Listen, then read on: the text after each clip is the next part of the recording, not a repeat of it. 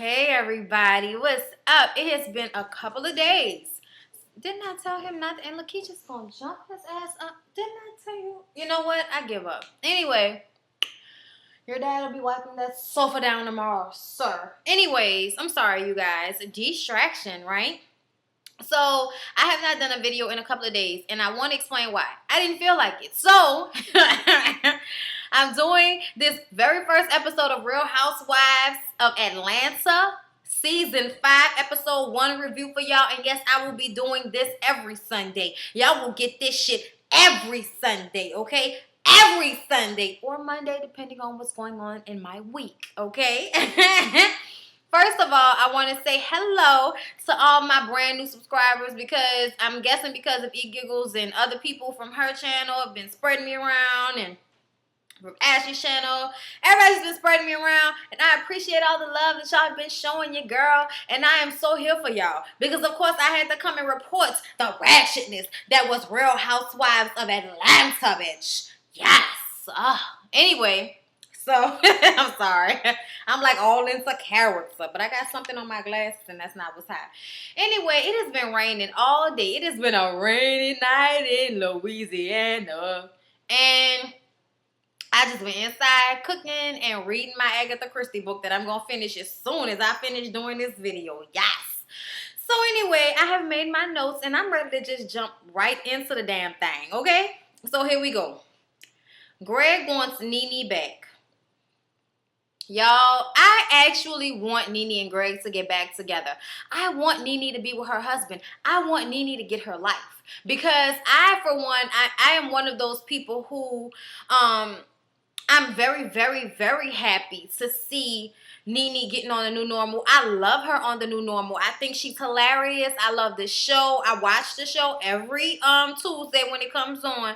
So, you know what I mean? I'm all here for Nene and her venturing outside of Real Housewives of Atlanta. I, for one, feel like she shouldn't have even been on this season. Like, that last season should have been her last season because, to me, on the reunion from last season, she was just too damn through. She was through with all of this. She didn't want to be here for this shit. She didn't want to do this no more. Like, you can tell. All she did, instead of being the one starting shit, she instigated shit and had her little crony. Y'all know that Big Bird bitch from last season. Yeah, she was another Big Bird bitch that I didn't like. And I'm so glad that they didn't bring her ass back. Marlo. Yeah, her. Glad they didn't bring her ass back. Because she drove the hell out of me. Oh, Lord, I still can't get over her wanting to buy the African children perms. Oh, my God, bitch, because you'll be even more fucked up in the head. But she wasn't in this episode, so we're not going to discuss her. Okay, so we're moving on. I want Greg and Nene to get back together. They seem like they're trying to work their relationship out. I, for one, want Nene to go back black or dark brown or something. I don't know what it is, but that blonde hair is really starting to just make her look so old. Like, I don't like it. I don't like it at all. And I especially did not like that rag on her head and that nasty-ass blonde weave, stick weave she had. And what I mean stick, I mean the hair didn't look like it was flowing, okay? The shit didn't look like it had nobody. The shit looked like, you know how when you used to get a perm and then right before you was about to get another perm, your hair would be stiff as all fucking. You could not wear that shit in a roller wrap, so you had to put that shit in a bun? Yes, that's what that reminded me of, y'all, and I was not here for it. Nene, no. I love her short haircut, but I want her to go dark. I really do want her to go dark. I love her new veneers. She's giving me life, okay? I'm here for Nene with this, okay? Now, Greg is putting on that old Mac Daddy, I drink Crown Royal with a little splash of water and damn near no ice. Like, he's coming old school daddy pimp walking on that ass. He was like, I want you, and I'm going to get you. I'm going to get you. When I'm going to get a key to this place, I'm going to get you. Oh, yeah, I'm going to get you and I'm going to get back in this house, girl. I'm going to get them panties. Just wait on it. And I believe so. I believe that they probably are having sex. They probably are not together, of course. But I believe definitely that Greg is hitting that because we all know that as prunish as Nene likes to act, she needs her D. She needs her alone time. She needs her rubber-dub-dub with the old man in the tub. Yeah, she needs that in her life. So I think that she's not going to just be giving her cookie to just know anybody because that's not what Nene does, okay? She don't ever want to be put on the streets as being a hoe no more ever since she stopped stripping, okay? So she's just gonna go back to her old cat daddy. That's what she gonna do. You know what I mean? So I see their whole little situation, and I hope that they work it out. Anyway, we get to Candy, and Candy is all up in this bitch happy about her man that we've all been hearing about since the show has been off, Todd. He was one of the cameramen when they were on the Africa trip last season, and now they have almost been together a year. They're about to, well, they actually have already moved into this brand new mansion that Candy bought with cash, may I remind you, with cash, in cash. Yes, bitch, no credit. We paying in cash. And I mean, I actually love how boss Candy is about her money. I love it. I love how boss she is about her spending and showing that, bitch, I got a deal. This was on foreclosure. I'm about to fix this bitch up. Like, I like, you know what I mean? Like, I really do, like, love Candy as far as that is concerned. But it's shit. We gonna see how it go into the season, because I love Candy and I'm always here for Candy. Y'all better know. But I feel like something gonna happen in this season that's gonna turn me off to her, and I hope nothing does happen. But it's a little feeling I'm getting that I don't like, but I hope not. Just because of the scene I saw with her and Phaedra, and it seemed like she might have gotten a little salty with Phaedra because Phaedra had been going to the gym with Nene. I don't know, but we'll find out. Anyway, they were talking about their relationship and how they both have daughters and they would love to have a son. And okay, this is going to be an issue for everybody, and everybody is going to be bringing this up about Candy frequently bringing men around her child. And I'm like, this is the first one since the dude that died that I've seen that she's brought around her child, like, you know, publicly and all of that. I feel like they haven't been dating long enough to be wanting to move in together, but, you know, you grown. You know what you want. You ain't got time for that bullshit. If y'all are together, y'all are making it work. He got his shit, you got your shit. Y'all want to combine households. Y'all want to be together. Then go ahead and do that. But I also believe that Candy should have made him marry her before they moved into a house together. They business is their business, but I'm just saying, you are too old for that shit. And if he love you enough to want to live with you and y'all to be talking about kids, it should have been nothing for y'all to go down to the justice of the motherfucking peace, him to put a ring on it, sign some papers, so everybody is making an honest woman out of people in this bitch, okay? That's all I'm saying. But they look cute. They look like they're going to be happy together. And, you know, kudos to Candy, you know, getting her life. Her empire is steadily growing. We are here with you, okay? Anyway, so then we get to Kim, who is 7 months pregnant at this point. Her son is about to make a year. She's sitting up there opening up mail and presents for her son. Why is my mom calling me? Hold on. Hello? She just got an iPhone. My mama thinks she's slick. Trying to get the tea, girl. Read your manual. Anyway, so Kim pregnant ass is opening up papers and all, and mail and all of that, and in it is a card from her parents who she has not talked to since her and Corey got married. And just, I mean, to me, I feel like she is such a bitch when it comes to her mom, unless something has happened that we don't know about. But the way she got mad at her mom for using the bathroom inside instead of using the fucking porta potties that they had outside for everybody at the wedding, like, that's your mom, bitch. Like, give me a break. Like, I would never in my motherfucking life get mad at my mom for using a bathroom inside my house. Like, it's my mom. Like, seriously, I don't like that. I don't like that at all. Unless your mom is a crackhead that will probably steal shit out of your bedroom when you're not looking, chill the fuck out. I just feel like I don't like her attitude toward her parents. I feel like she can be very disrespectful, and she could, to me, it seemed like as soon as she get a man, it's like fuck everybody else, because you was all, you know, chummy with your people before, when, you know, you was just getting to know Crow and you needed somebody to be there to help you with your kids and shit. Like, I'm just not here for her disrespecting her mom like that. But she was talking, she kind of like threw shade at her parents for only giving $25. And I'm like, you up in here with $1 million houses and shit. And she was like, you know, I guess they can, you know, I know that's all that they probably can give. Like, throwing shade that her parents are poor. And I'm like, bitch, how you rich and your parents poor? I don't understand that. I don't understand that at all. If I ever get money enough to be buying $1 million fucking estate properties and shit like that, my mama is definitely going to be laid out the ass. Like, there's no reason why she would ever have to worry for anything. Like, I just don't even understand, like, that mindset. But you know what? People are different. People are different about their parents, and I don't know what happened between Kim and her people and all of that. All I know is I don't like this shit. Anyway, so Then, oh my God, y'all, I really don't want to sound like I'm, being racial on this bitch or nothing like that, but I really want for the Grim Reaper, that is Sweetie, to stop wearing fucking pink lipstick. I'm sorry, because every dark-skinned chick is gonna probably try to get mad at me when y'all know I love me some dark-skinned people, okay? My mama is dark-skinned. Just some of my favorite people in the world are dark skinned, okay? So I don't want nobody coming at me on that shit because, okay, it's just not what it is. But Sweetie looks to me, I don't know if any of y'all know about some African American history out this bitch, but do you remember when they would paint people in blackface and then put like red lipstick on their lips and shit like that? Whenever Sweetie lurks her ass into the kitchen with booty shorts on, that is what I see. I'm so fucking sorry, y'all, but the bitch looks like Mammy. I'm sorry. And the fact that she is basically working as a slave proves everything to me. Well, apparently Kim has taken Sweetie back because she has come to her senses and knows that she cannot live her life by having a black bitch help raise her 3 children with her 4th one on the way and keep up with all her day-to-day fuckery that she gotta do. So she has Sweetie back into the picture.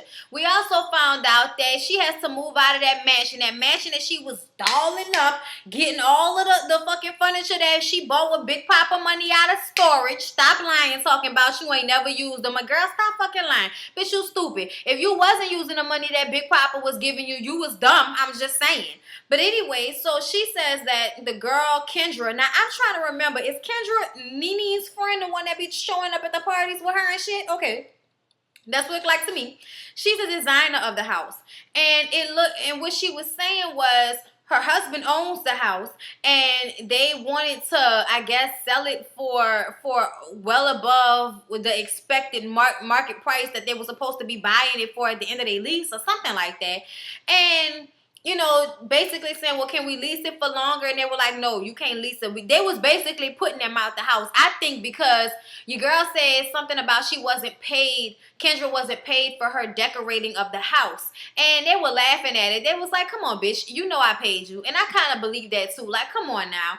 That shit would have been all in, like, you would have been able to sue her had she not paid you to decorate that house. Like, that's such bullshit to me. To me, it sounds like you just don't like her no more and you wanted her out your fucking house and you didn't want to sell it to her. To me, it sounds like some bitch shit. Like, that's what some bitch ass is. Like, that's what that sounds like to me. But anyways, so they were saying that they have to move. Well, they called to try to get an estimate on how much it's going to cost to move their house into storage. $100,000. Child, cheese. You better get Croy and some of his football player friends to get their asses up in here, pack this shit in some boxes, and at the end of the night, you give everybody a really big, nice dinner at their favorite restaurant, send their wives to the spa. Some shit that you can actually afford that's not going to cost you $100,000 because it makes no sense to me for y'all to be lifting weights all damn day and can't nobody pack up this house without y'all spending $100,000.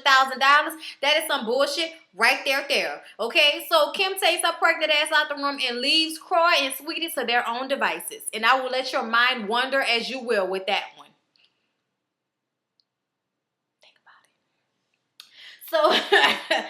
So anyway, then we get to Phaedra. Phaedra is decided to expand her funeral services to pets. Now she wants to bury and have funerals for people's pets, okay? And I'm just like, Phaedra, make your money. Yeah, that's right. Phaedra, make your money. Like, do what you gotta do. I'm just mad that you were so morbid talking about how, well, I want to discuss what happened to the dogs after we got them. I mean, back in those days, the dogs just got shots and then, well, I won't say. But I've had plenty of dog in my day. Phaedra, if you don't remind me of that little evil ass girl that used to be on Animaniacs that would be torturing her animals, that's what you remind me of, bitch. It was something very eerie about how you was looking at them little dogs. I mean, I just don't know what to say. Phaedra, girl, I don't know. You give me the creeps. I'm just saying. Still, I love Phaedra, but God knows she can go really far left on you. I mean, she is like watching American Horror Story. It's like just when you think shit gonna get regular, it goes completely out of your realm of understanding. That's how I feel when I be watching Phaedra sometimes. Don't know what be going on. Anyway, so Cynthia and Peter are at their house, and Leon is visiting y'all. Lord have mercy, is there hot in the house tonight? Okay. I need for y'all to understand that I have been in love with Leon since the Five Heartbeats came out. And this was around I was about 4 or 5 years old. I have loved that man for over 20 years, okay? So I'm really going to need for y'all to understand when I see him walk into a room, I don't give a fuck how old he is. He's still the same Leon in my eyes. So when I see that man walk into a room, my heart goes ba-ba-boom, ba-ba-boom, ba-ba-boom. No disrespect to my boo, but I'm just saying, this is the love affair that's been going on far before you, okay? So anyway, he walks into the room and tells them that he thinks that their daughter, Noelle, should be going to school. And Cynthia is saying that she wants to continue homeschooling her because he is not there with her all the time. Maybe he should stop by a little bit more often and be there a little bit more on the day-to-day dealing with Noelle, because he's not there with the emotions and the physical that is Noelle every day. He is not, no, he's not. But he is her father. And I think he knows that a child needs to go to school, that she needs to be around other children, that she needs to have some sort of normalcy. And you are not providing that for her by homeschooling her and make her into one of those little weird-ass homeschool children that when they get out into the world, they don't know what the fuck to do with it. And all they want to do is, oh my God, my mom. I want my mom. I miss my mom. I can't live without my mom. If my mom were here. No. Nobody wants kids like that. Every time Peter chimed his Jamaican bubba clot ass in, you should have seen Leon gave him that motherfucking Tutti Frutti Dog Rudy Richard Little Richard eye roll. I'm telling you, he gave that better eye roll out this world. Stop talking, Peter. This ain't got shit to do with you. I'm saying, like, I totally get it, though. I totally get it that Peter is a stepfather. He has an active, he's an active part of Noelle's life. But still in all, don't you feel like this is a time when you should just kind of step back and let your wife and her ex-husband, her baby daddy talk about the situation? And the fact that he's so comfortable with Leon staying in the house makes me think that Peter is a little gay. It makes me think Peter is a little gay. I'm so sorry, y'all. But Miss Peter wanted Leon to be in that house so they could be threesoming it out. That's what I feel when I see it. That's what I feel when I see it. My hair smells so good. Oh, God, y'all. I did a braid out on my weave. And I've been giving people tiger all day. But I went out into the rain and it's frizzy. But it's all right. Oh, it's all right. Anyway. So, on to the rest of the review, y'all. I'm sorry, I get so, caught up in this. So then we finally get Kenya Moore crazy ass, and she's introduced with Miss Lawrence, and they meet, and they kind of doing a run through of her life and all her straight to DVD movies. Y'all, let's not forget that she has been in some major motion pictures, but she's always been singing in the background. Remember, the last thing I seen her on was Deliver Us from Eva. Y'all remember? She was Lucius' wife. Luscious Lucius. And then she was on, y'all remember when she was on Waiting to Tell Lionel? I've been waiting for you to dance with me all night. Bitch, you got put on the back burner for Whitney Houston. You ain't that bad. You ain't nothing. So anyway, what we basically got from her thing is she moving from LA to Atlanta because she wants to be near family. She has a man, or, a big papa, whatever you want to call him. He got money. She want him to put a ring on it, but it don't seem like he really about that life. So she's thinking that this move is going to change his, want to basically marry her. And I'm like, girl, if he ain't want to put a ring on that whole ass yet, he probably ain't gonna do it. I'm so sorry to tell you.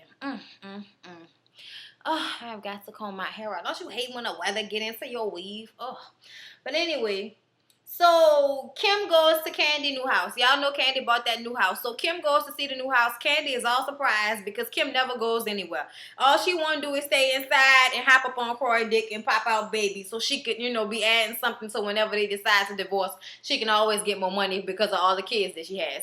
Anyway, so when they first get there, her and Sweetie are shading the area, talking about as soon as they got off the bridge, they had to lock their doors because Sweetie said it was a bad neighborhood. So we gonna go to Candy's mansion and talk about it being in a bad neighborhood. Candy was like, I don't know what you're talking about. The mayor lives right down the street. And I was like, oh, well, pull it down. Pull it down, bitch. Pull it down. So her pregnant ass and Sweetie's black ass, going through the house. Candy's giving them a tour. The whole time they saying little shady shit. They get to Candy's inside pool, and she was like, well, it's not like you need the sun because you're black. Maybe if I was black, I'd have an inside pool. And I'm like, what the fuck her being black got to do with her having an inside pool? Like, please get your life. So while they was shading Candy, she picked up on it. She was like, I don't know if it's because she's a little jealous because I'm like, building my dream house and she's being kicked out of hers. But she was definitely shading me. And I felt the shade too, Candy. I felt the shade too. So then we get to Nene, and she is having lunch with the creator of Glee, the creator of The New Normal, the creator of the American Horror Story, and Nip Tuck. I forgot his name, but y'all know who this fellow is. He made all these shows that we love to hate. Anyway, so they sitting there and they talking about her role on the show. Who would she want to play her little brother? What about for a love interest? And I love how they're probably gonna make her like a real permanent character on this show, because like I said, I love her character on the show. And they having a good old time trying to call Tyler Perry, and the number you have dialed has been disconnected. And bitch, I could have laid out. Okay, when the creator of Glee don't have Tyler Perry phone number, my head is lost. I don't understand. How could this happen? Y'all should know each other, shouldn't y'all? I'm not even gonna say why. Anyway, so then we get to Cynthia Bailey at the Bailey Agency, bitch. And she has all these models coming up to try to become Jet Beauty of the Week. She has like a little deal going on with Jet for her agency to pick out Jet Beauty of the Week. So all these beautiful black women come in there, and Q Parker was there. Q Parker looks like that dude from Silk. I can't remember, but they say he's an R&B singer. To me, it looks like he's from a group. But anyway, so Kenya is there because Cynthia invited her there because she was once Jet Beauty of the Week before, and she was Miss USA. So we think that she would be, add something to the group, okay? Well, yeah, she did add something. She added some fucking drama. So some girls that were coming down, she was saying, oh, that is hot. I am not gay or anything, but that was hot. And I'm like, bitch, why are you shaking your tits at this girl? Why? Why are you shaking your tits at this girl talking about, I'm not gay, but that is hot? Like, I'm sorry, y'all. Anyway, so then another girl came down, and this girl had a bikini on. The type of bikini she had on, it was ruched in the back, so it was dipping down, and it was tied on the sides. So you can see that because of the way the bathing suit was made, that she was showing in a reasonable amount of crackage, okay? It wasn't a lot. It was a reasonable amount of crackage, okay? And Kenya flipped the fuck out and made the biggest deal out of it. Another girl came down. She was like, oh my God, she's showing her coochie crack. And I see that you didn't have enough time to shave before you came here, right? Oh my God. Like, why is she here? Why is she? I'm totally offended by her coochie crack. I'm so offended by it. Then another girl comes walking down. Bitch, I don't mean to be the mean girl, but why are you here? I mean, she shaded the fuck out of these little girls. And Cynthia the whole time is saying, thank you so much. You're beautiful. Thank you for even coming and do this. Like, Cynthia is trying to be as gracious as she can. Q was telling, the girl, telling Kenya, you need to calm down. Like, for real, you being disrespectful. And then Cynthia's assistants got involved, and they were like, the little punks, they looked like they was pissed off. They was like, you being mad disrespectful. What is the deal? like, you need to calm down. Like, this is, and one of the guys, one of Cynthia's assistants came up and he was like, look, some of these girls, this is their first time doing this. They don't need you to be all negative towards them. And, you know, the whole time she's like, I don't know why you're talking to me. Who are you? And he was like, bitch, I'm Cynthia's assistant. Who are you? Because I've never seen you before. She even asked one of the girls who was walking down the aisle, she asked the girl, has she ever seen her in a magazine? Bitch, why is that relevant? Who cares? It's not your agency. Why are you talking so much? Shut the fuck up. Like, she was really working it to the T. She was giving us drama all the way through, and I'm going to love her for it. I have a feeling. Like, I'm so sorry, y'all, but anybody that's going to bring drama to this dry-ass show and give me something worth God to review, I'm here for it. So go ahead, Kenya. Ball out. By all means. Flip the fuck out. Flip over tables, bitch. Do whatever you want to do. All I know is I want to see some violence at the end of this damn season. I'm so tired of this shit. I, for one, think we should sign a petition to get the violence put back on television, because I'm not here for watching all of these arguments happen and then nobody getting hit. I just don't want to see people get bullied. That's what I'm not here for. But as far as, like, just plain old getting down, like, of course, like, you people pay all this fucking money to see people go boxing. Y'all want to be all, you know, the violence on television. Bitch, get a life. Oh, so anyway, I'm sorry. Something on the TV just kind of grossed me out. Sorry, it was a head in a box. Anyway, so, you know, she was just being, Cynthia basically, you know, had to say, look, this is my shit. We're not going to have any of that. Calm the fuck down. Okay? And she carries security around, so she has security get the little skinny dude out her face. And Cynthia was like, where the fuck did the security come from? We ain't hiring no security. Miss Kenya Moore travels around with security because people crazy. And to me, it seemed like you carry security because you know you're going to be talking shit and you don't want nobody to get up in your face. I don't like that shit, bitch. If you going to talk about it, be about it. I'm just saying, because, you know, she was talking about how she work out to keep her body in fit, and she'll knock a bitch out. Don't be fooled by the Christian Louboutins, bitch, please, with your straight-to-DVD ass.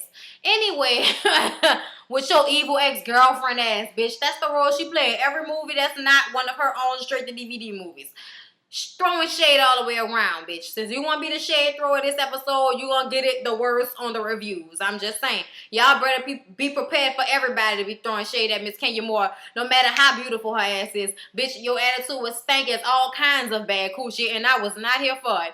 But anyway, so, I mean, she gets up, all the girls, you know, they have everybody come out, and she gets up and gives this speech about how all the girls did a wonderful job, and at the end of the day, you know, you're all beautiful, and when you walk out of here, I want you to know that you're beautiful. And she stood up and gave this speech that Cynthia was supposed to be giving, right? So when she sits her ass down, Cynthia stands up and says the same thing, because it's like, bitch, this is my agency, not yours. And to me, Cynthia was like in a confessional saying that she was like, you know, on my court or your court, I'll take you for everyone. Yeah, you're not gonna come in here and run my stuff. Like, she talking all of this shit in a confessional. And yeah, she did, like, excuse me, I'm talking. She did it, but she was real lightweight with it. Like, she should have really, like, went hard on her and been like, bitch, I could have you escorted out. Can you have your security escort your ass out of here? Because this is my shit and you are taking over. It was my speech to give, not yours. I was just like, she should have interrupted her. Excuse me, bitch. No, this is not your time. Sit down. You did what you had to do, bitch. You didn't made us all upset. Sit your ass down. That's what Cynthia should have did to her, but that's not what she did. So when Cynthia got up and gave her speech, it looked like she was copycatting, which we know she wasn't. But the episode went off there, and then they show us, like, you know, the next few episodes, Cynthia and Kenya are going to have an issue in front of Nene. Nene and Kenya are going to get into it at some point. That's what they look like, but I can't really tell. Phaedra and Candy are, you know, having a conversation about how Candy feels like, oh, so you didn't even want to hang with Nene. Y'all went from her acting like she didn't know you, even though y'all grew up in the same small-ass town, and now you went to the gym with this bitch. Okay, so that was what I heard from that. So, I mean, I just hope this season is very eventful. I hope it is very entertaining so that I can come to y'all with this garbage and give y'all an entertaining-ass review. But I love you all. I want you all to like, comment, and subscribe. Also, y'all should check out my MF and Advice videos if you haven't seen them. I will be continuing doing those videos this upcoming week. I will be shutting them out just like I did last week. So look forward to that. Also, if you want to email me, please email me. Do not inbox me on YouTube. It is so hard to read off my phone. I can't even see the whole message until I get home. It's just, it's too much to read on. It just don't work, okay? Email me. Brittany.bondy@yahoo.com. It'll be below as it always is, along with my Instagram, Twitter, and Facebook, so you all can get at me on the low. Okay? So anyway, that was my review, and I expect all the shade and all the love to come in droves. So I will see you guys in the next video. Yes, I will. Peace, love, chicken grease on that ass. You know you like it.